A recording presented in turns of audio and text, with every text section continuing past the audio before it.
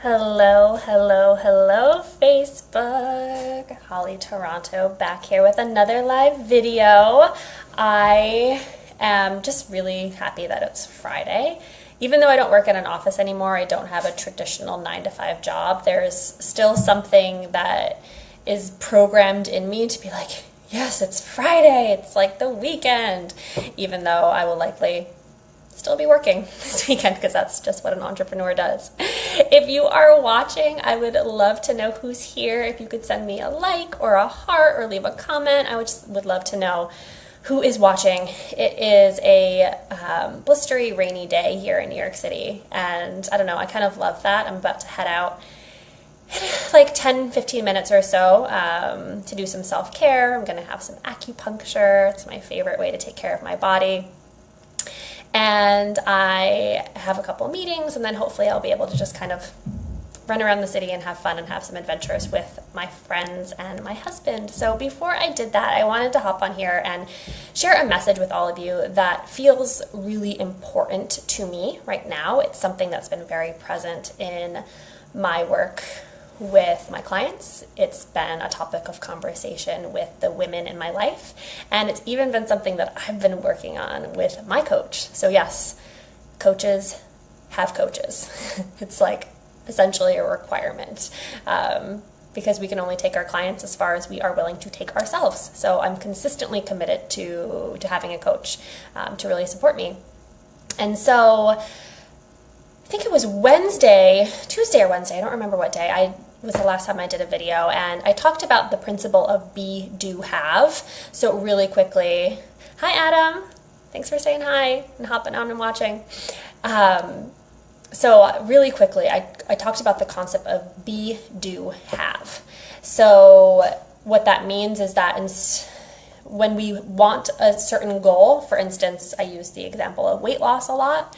So when we desire weight loss, what is it that we think that weight loss will get us? Oftentimes it's self-worth, oftentimes it's happiness, oftentimes it's confidence. And so the principle of be, do, have suggests that our come from should be from the place of the desired state. So our come from should be from the place of happiness, self-worth, confidence. And that will inspire us to take action in direction of the intended result. So I want to take that a little bit further with the idea of self-worth, because that's something that's been really present. And I'm all about dictionary definitions. It's something that, I don't know, I just kind of geek out on dictionary definitions. And so when I was looking at the definition of self-worth, I was having a hard time finding a definition that I thought really fit. A lot of it was self-esteem, self-respect, which I'm like, yeah, I get that. And so I looked up the two different words separately. So what does self mean? So self means a person's essential being that distinguishes them from others. And I love that, person's essential being. That just feels so juicy and right. And then I looked up the word worth, and the word worth means the level at which someone or something deserves to be valued or rated. And so if you combine those two together, self-worth is the level at which our essential being deserves to be valued or rated. And since it's initiated by the individual, we decide that level. So we decide our self-worth, right? However, oftentimes what's happening when it comes to worth and self-worth is that we are outsourcing it to other people, other circumstances, other experiences, conditions. And so what might that look like? For instance, if we use a relationship, for example. So some women or men might only feel worthy or happy or satisfied when they are in a relationship. We could use money and material possessions as an example. So having money or material possessions that allows us to feel a sense of belonging in a certain group of people, a sense of worth in a group of people. Here's a good one. This is one that I struggled with for a while. Using the scale or the mirror to tell us what we are deserving of, what we are worthy of. So what am I worthy or unworthy of putting in my body today? What am I worthy or unworthy of doing as far as self-care, depending on what I ate that day or the day before? Here's one that, that I struggled with for a while when it came to work. I come from a very hardworking German family, and we value hard work. And there was a time where I wouldn't allow myself to rest or to take care of myself unless I felt a certain level of exhaustion. Like I knew that tipping point. I'm like, okay, I'm exhausted enough now that I can, sit down and watch a show or go do something for myself. I would still love to know who's watching. If anybody can relate to anything that I'm saying, please feel free to leave a comment or share something else that maybe you've struggled with when it comes to worth. So these are all ways in which we are outsourcing our worth to another person or circumstance or criteria or experience. And so when we're doing that, when we're outsourcing our worth to other people or circumstances, it's ultimately not sustainable. So it depends on something else. However, that means it's conditional. That means it can be taken away. That means it's not always present with us in our experience. And so if we look at it from a relationship standpoint, if we're only feeling a sense of worth when we're in a relationship, what happens if that relationship ends? That means we don't get to experience self-worth anymore? Or what happens if that other person, the other person in the relationship, isn't in a space where they can validate your self-worth all the time? Maybe they're working on themselves. So it's not sustainable. It's completely conditional. Or if, we find our worth in possessions and having the newest, trendiest thing, trends shift like that. So as soon as something is not trendy anymore and we have to reach for the next thing, our worth takes a dip because of that. Or particularly for women, when it comes to our bodies ebb and flow and change literally on a daily basis. Like, I've fluctuated 5 pounds in a day. Like, can anybody else relate to that? if I'm feeling good in the morning because I'm at a certain weight, and so I'm worthy all day because of that, but then at the end of the day I weigh a little bit more. So are you starting to see where it's not sustainable to rely on other conditions and experiences and people to validate our self-worth? So I bring this up not to create judgment or shame at all. It's just an opportunity to start to create some curiosity around where you might be finding your self-worth. And are you allowing it to be initiated and maintained by yourself, knowing that it's your inherent right as a human being to feel worthy? Every single human being on planet Earth came into this time-space reality deserving of feeling worthy. Oh my gosh, thank you, Mr. Facili. I still want to call you that. It's like my 10th grade English teacher. Thank you. He says, thank you for being real and keep doing what you're doing. Thank you so much for saying that. And for watching. So, are you allowing your worth to be initiated and maintained by yourself? And if it's not, what will you do differently today? How will you show up differently? And so when I started to cultivate this for myself, when I started to cultivate my own worth based on knowing it's my inherent right as a human being, so much shifted for me. So in my relationship to my body, I no longer needed the scale to say something, a certain number. I no longer needed the mirror to reflect something back to me in order to know that I'm worthy. I was just able to wake up in the morning and go about my day and know that I'm worthy in this body. I was able to choose foods based on desire as opposed to what I thought I deserved based on the previous meal I'd eaten or what I'd eaten the day before, if I was good or bad in my diet. I was able to just choose based on desire. I allowed myself to feel beautiful and worthy and happy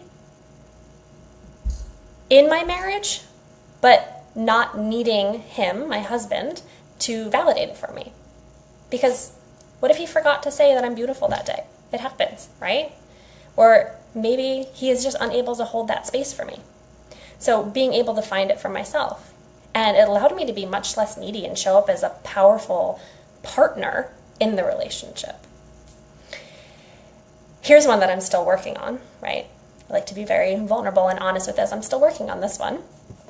Feeling worthy of sharing my opinion without worrying what another person might think or say about it, and just allowing them to have their reaction, knowing that I'm still worthy of that opinion and of sharing that. So, when we allow ourselves to feel worthy, the worth that we are inherently deserving of, it allows us to be fully present with another human being without worrying about what they are saying, what they're thinking about us, or how they feel about what we're saying. It allows us to also mirror back someone else's self-worth. So we are able to give somebody else the experience of feeling worthy by, in ourselves, feeling worthy. Because you're releasing them from needing you to validate them. It frees up a lot of brain space and energy that we've been misusing, worrying and wondering and seeking, and we can use that brain space much more effectively and creatively. And so these are all beautiful things that get to happen in our lives, and you might be wondering, well, like, how do you even get to that place? You know, if you're someone that's struggling with feeling self-worth or feeling worthy, like, how do you get to that place? And so there's a few different practices that I would love to offer to you that I've been working on for myself for years and that I've been supporting my clients in. And the first one might seem obvious, but we cannot underestimate the power of visualization and meditation. So this is something that's actually a part of my practice on a daily basis, visualizing what self-worth feels like to me. So actually allowing myself to load up in my physiology what feeling worthy feels like. So I know what the opposite feels like, right? I know what it feels like to feel unworthy. It's like a contracted, sort of like head down feeling. But for me, what worthiness feels like is shoulders back, like chest open, feeling really expansive and alive and just comfortable and confident and like with a smile on my face. So I allow myself to load that physiology up in my body. And visualization is super powerful because it actually, like, studies have shown that it can rewire your brain from what you're used to feeling. So you can actually like rewire your brain to be in alignment with what it is that you want to be experiencing. The second one is to get support. So this is one that's really important. Get support from a community that you trust, that you can confide in. Get support from a therapist who can really support you in that. Get support from a coach that can really support you in it. Just get support and accountability and someone who can hold that vision of what it is you're trying to create for your life, for your body, for your worth.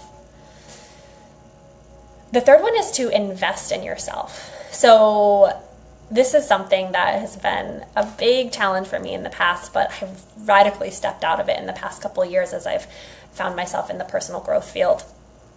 And the requirement is that you invest in yourself. So as I mentioned, I will always have a coach. So a coach is an investment in myself. A training is an investment in myself. But something also as simple as like, I deserve to have a massage. Like, a massage is an investment in myself. So try investing in yourself. Different investment levels, but just see, what happens when you do that and how you get to feel that sense of like, yeah, I deserve to invest in myself.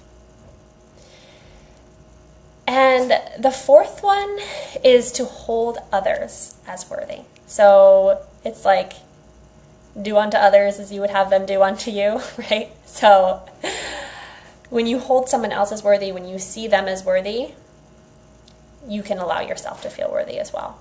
And it's actually a really, really beautiful practice to have, to free someone from needing you to validate them, to just hold them as worthy and beautiful just as they are, and then allow you to integrate that into your being, your beingness. So that's my message on self-worth. I hope it was helpful for you. If you're feeling like you need a little bit of support in this area, I would be happy to support you. This is something that I'm super passionate about. I love witnessing people experience their own self-worth and make decisions from that place and live their life from that place. It's just such an empowering, powerful experience. So I am offering a couple more free sessions next week. If it's something that you want to go deeper on in a conversation, let me know. I'd be happy to talk to you. I'll post the link to schedule in the comment section and in the description of this video. But I hope that this message was of service. I hope it was inspiring. And yeah, I'll be back here soon. Have a beautiful weekend, everyone. Bye.